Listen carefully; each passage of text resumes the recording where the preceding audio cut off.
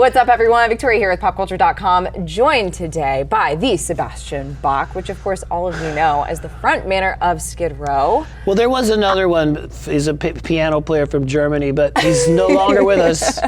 No, you are the Sebastian Bach. Well, I own the trademark. Sorry, Germany. Oh my gosh, I feel like I'm in front of a legend right now.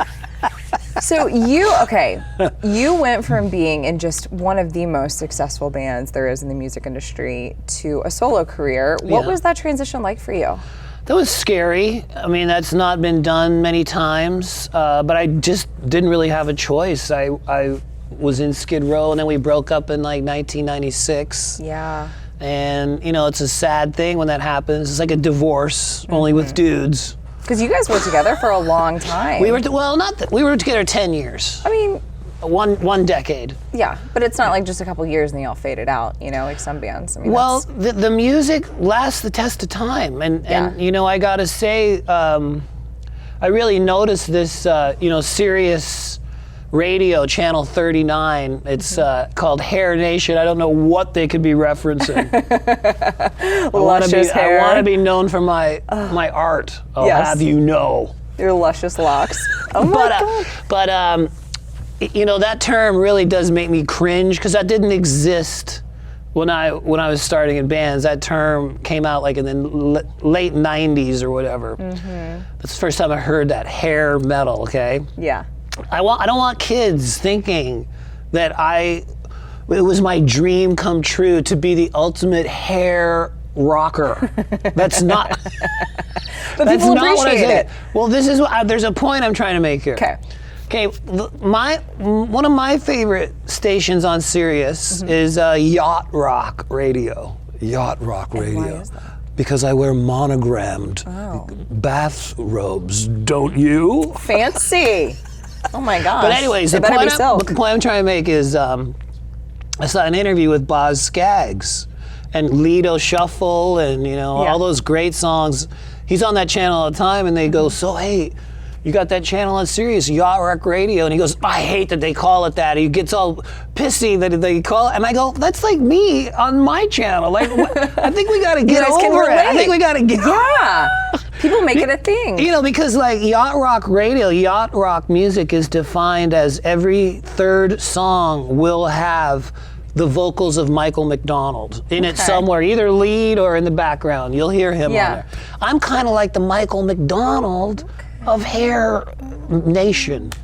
I mean, listen. This is the way I'm looking at it. You can't have the hair that you do without people taking notice. Without people creating their own little channels. Thing. Yes. I mean, this is what you get. This is the price you pay for fame. It all comes back to you, Sebastian. Okay, so right now on your current tour, you are actually performing in the entirety the 1989 self-titled debut album of Skid Row. Is that just nostalgic for you? Well, it certainly is because it was 30 years ago. I don't have any problems with that. You know, we do a lot of these songs in our set anyways, but there are 3 or 4 that we never, ever, ever do. Yeah. And I guess the fans like the novelty of like when they put a CD in their car or when they listen to it on their phone, the album, they kind of like to like have that happen live in their face. Well, it takes them back, I think. Yeah, you know? But I'm just saying it's a new thing for me to do an album in its entirety, and there are songs on here that I wouldn't do. Like I'm not going to do these next tour. Yeah. Well, I don't know about that. Ben, you never know. You just never know. Never say never, okay? Because I don't do things just for money, but if the money's right, I might think about it. No. Anyways. He's like, well, if you pay me good enough, then we're good.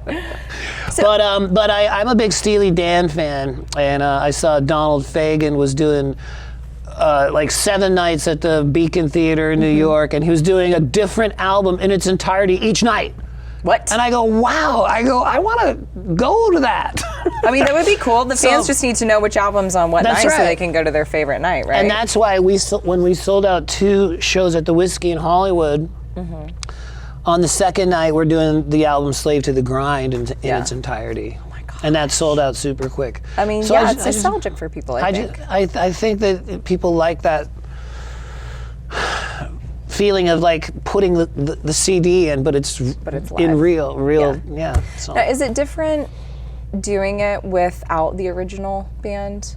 Or do you notice you not even like think twice about it? The only thing I would say that is different is that Skid Row was a 2-guitar band. In my band, it's 1 guitar. Sometimes it's too loud for me. Yeah. I mean, I just being honest. Like if it's too loud for me, I can't really sing as good as I can. It's got to be at a controlled volume, and I find... Coming from the rock star himself, do you hear this? I was also a Broadway guy too. So. I know, we're gonna talk about that here in just a minute. I am so impressed by you. But as I get older, my ears, you hear about Brian Johnson from AC/DC or Huey Lewis, guys that are losing their hearing, and I have no intention of harming my... No, that was... I couldn't fathom a life without being able to listen to music. So that's not an option. Yeah. Any chance of a potential reunion with the original band, or maybe one member coming back? Or well, the drummer will be joining us for some shows. Rob a few so. Okay. Rob a few shows. All right. Now, I mean, was this like a recent decision, or was this something that you all had talked about? I've always been. He's kind of like the lukewarm water of Skid Row, like Derek Smalls of Spinal Tap. Like he's in between the fiery tempers. So he gets along with them and me. So that's... Oh, well, there you go. That's why he's doing it. We almost did reunite like last year. It didn't happen for business reasons, I would say. But I mean, maybe there's a we're chance all in the alive. future. We're all alive. That's all I can say. Yeah. And it would be fun. It would be, everybody would love that. They would love that. Look, he wonders why a radio station names something after his hair, and he's like, oh, gosh, my luscious hair. I would have brushed it if I knew we were on TV today. You look fine. Okay. In your opinion, do you think that grunge rock, and maybe just rock and roll in general, is dead these days? Not when I have 3 months of touring starting tomorrow. But let me rephrase because this question. Rock's not dead, but I'm going to be dead. Like, but do you think like what we had in the '80s though? Do you think that we're ever going to get that again? Well, with the way the music industry is, I would say that the biggest difference of that time and now is the internet. There was no such thing as the internet, and if you wanted to hear a record, you had to either listen to the radio or you had to go buy the record. And I don't think it will ever get back to that because you can just, everything's on the internet. There's you don't have to go. When I was a kid, I would have a paper route or do a job for my dad, and I'd get $7. Yeah. And then I'd go to the record store, and I'd spend 3 hours picking one album. Yeah. Like, I know, people just don't. And it was an investment. And people are definitely into vinyl again. I live in LA, and there's so many record stores. I'm very happy living there because of all the vinyl. People do appreciate it. Yeah. But I don't think, as a whole world, it will never be like that again. Mm-hmm. Like I see these articles on Twitter that say, is Drake really more popular than the Beatles? Drake is breaking the Beatles' sales records. I go, how can I not even know one song by the guy who's beating the Beatles? I can't name you. Like the Beatles, they were pretty good. I mean, I'm just saying that pretty good is an understatement. I don't think the chart is representative of the zeitgeist of people, what they listen to. If like a band from now coming out streaming can beat the Beatles. Like that doesn't make sense to me. I know. I remember when the charts signified music that you could not get away from no matter how hard you tried. Yeah. Well, and people had to have patience back then too. Now you've got artists releasing singles, and you've got teasers, and you've got this and that. And I feel like back then, to add what you said, not only was it such an earned prize possession, but also, I mean, like when CDs came out, you waited for the entire CD. I mean, I still remember buying certain CDs that you had to wait until the day that it came out. We were lined up in front of the mall ready to go into the store. I loved that. I loved all that. Yeah. I loved that. So, I mean, it's just, I don't know, it's very nostalgic for me. So I was very curious to hear, kind of what your thoughts were. But You are such a talented individual. You are not just known for music, but you have gotten into acting as well. Yes. And listen, I'm a Gilmore Girls fan. Oh, okay. And you kind of have that Gilmore Girls fan vibe. Listen, I will surprise you, okay? I'm very well rounded when it comes to that. But I loved you on Gilmore Girls. I mean, was that just so different for you?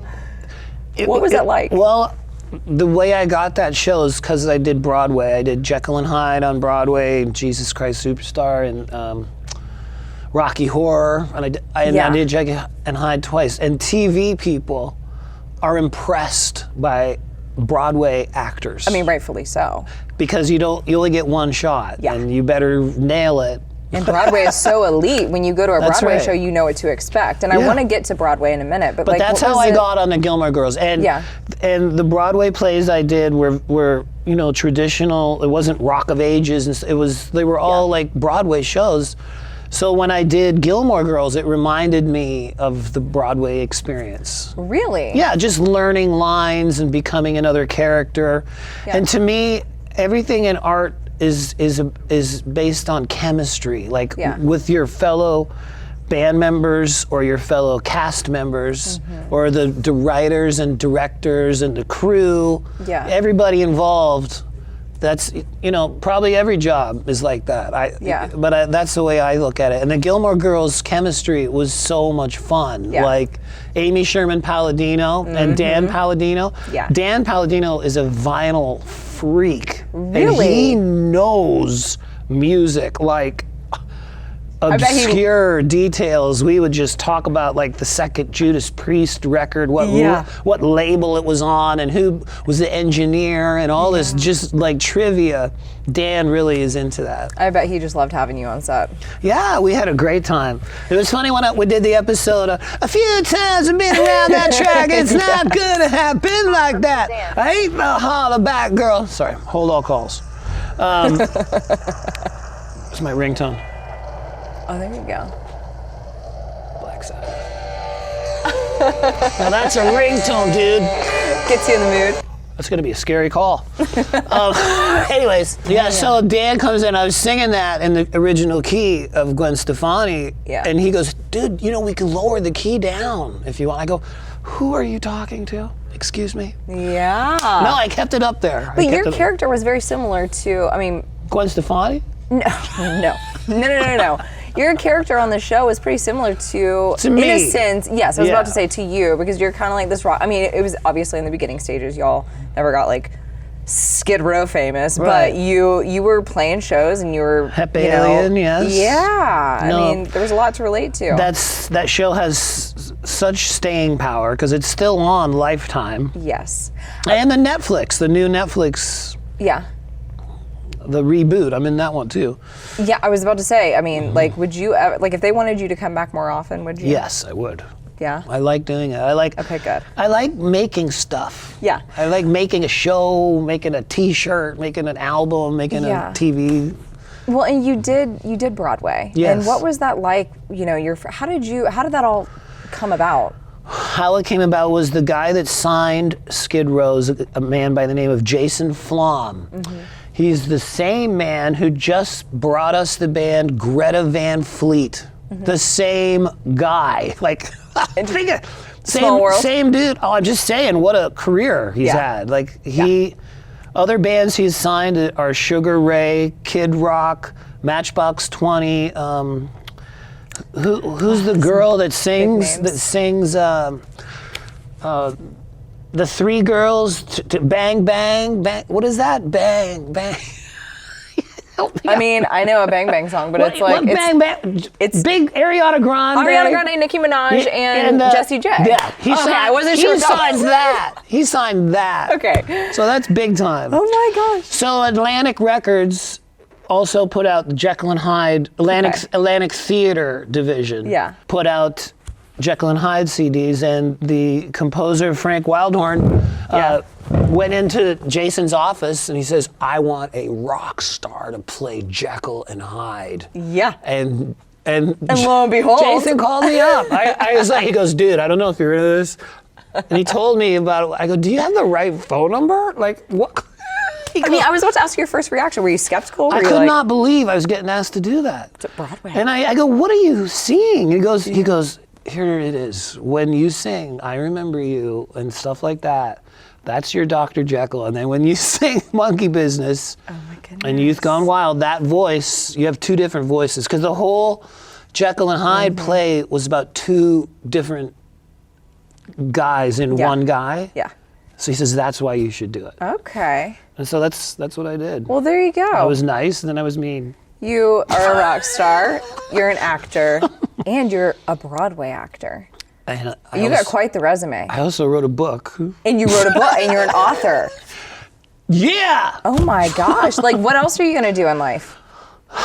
Relax. You just relax now? Now it's just kind of like you're... No, we're not. There's no plans for relaxing whatsoever. As I was saying, because you got a tour coming up. We're starting tomorrow. It's August 29th tomorrow.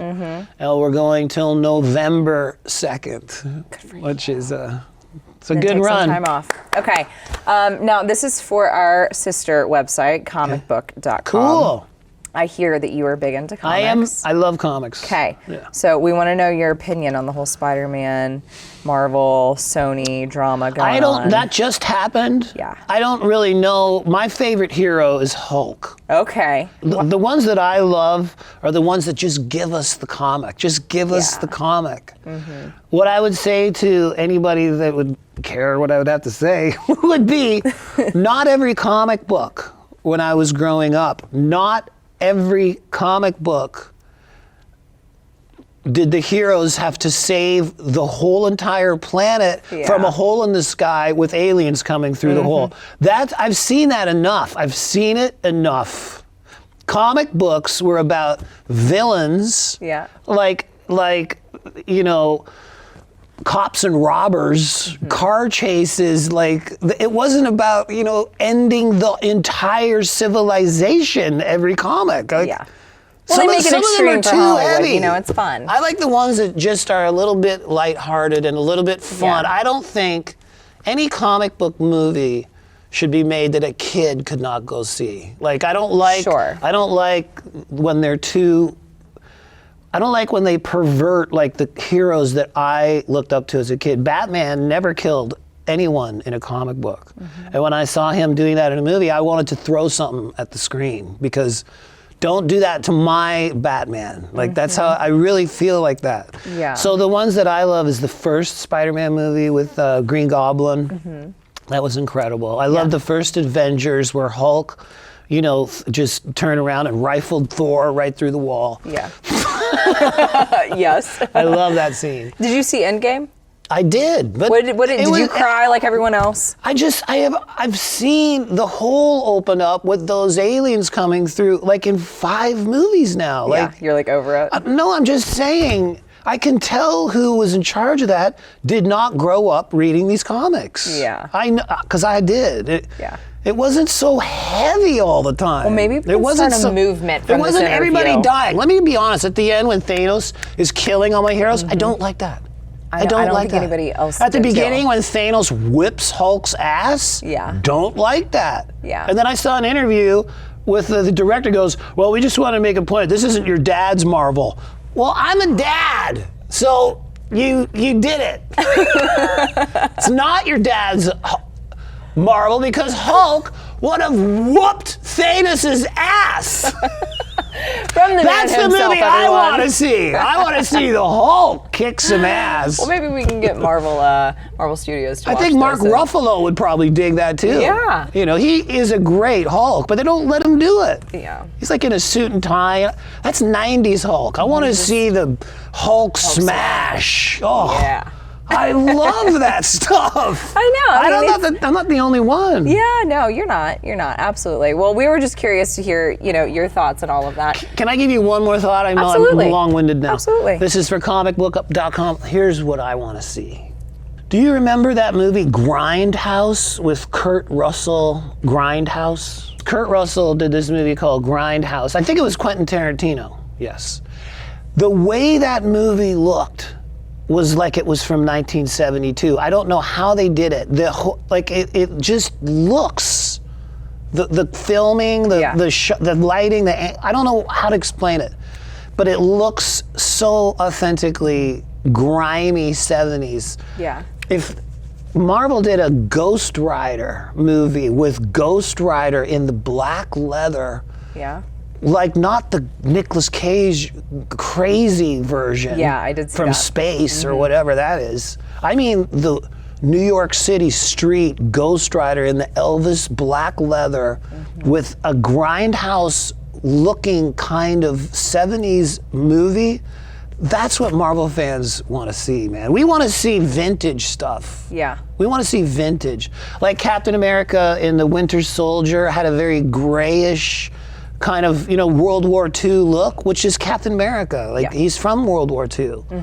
And I think that those are the successful movies that just give us the comic. Yeah. Too many of these directors don't put the costume on the guy. I don't want to see an They kind of actor all modernize their it. Yeah. We want vintage. we is want what we the want. costume. Yeah. We want the helmet. We want, you know, Robert Downey Jr. is cool, but Iron Man wears a helmet. Like, I know. Well, it's okay. cool. I like. You have made your voice heard. Good. Thank you dig very it. much. None of that will ever happen. Okay, my last question. Hey, never say never. That What Ghost were we Rider, saying? that Ghost Rider movie could be really cool. Yeah, it sounds think. very cool. Yeah. So, okay, my last question for you is, Yes. you've got a tour coming up, but what is next for you beyond that? A new album. I have a new record deal. Okay. And it's the best record deal I've had since Jason Flom days. I can't tell you what it is yet. Can't tell us all. Okay, well, when you can, But let's it's all done. reconvene. It's all signed. Like I signed Okay. it. They're going to announce it in a big way. But after I complete this 3-month tour, we'll make a new record.